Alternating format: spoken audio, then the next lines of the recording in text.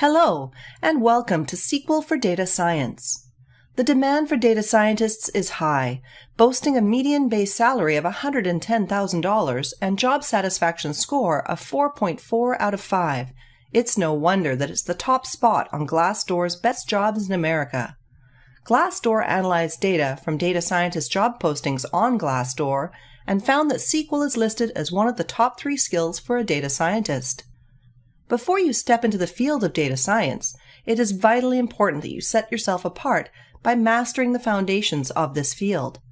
One of the foundational skills that you will require is SQL. SQL is a powerful language that's used for communicating with databases.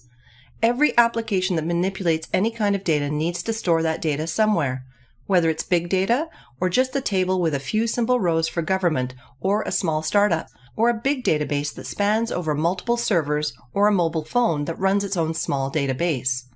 Here are some of the advantages of learning SQL for someone interested in data science. SQL will boost your professional profile as a data scientist, as it is one of the most sought-after skills by hiring employers. Learning SQL will give you a good understanding of relational databases. Tapping into all this information requires being able to communicate with the databases that store the data.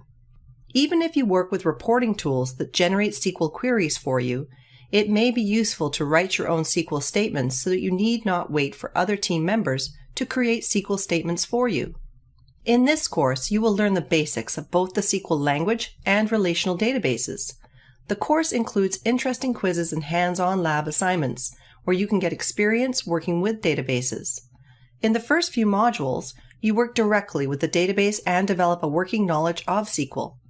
Then, you will connect to a database and run SQL queries like a data scientist typically would, where you will use Python and Jupyter notebooks to connect to relational databases to access and analyze data. There is also an assignment included towards the end of the course, where you will get an opportunity to apply the concepts that you learned. So let's get started with SQL for Data Science.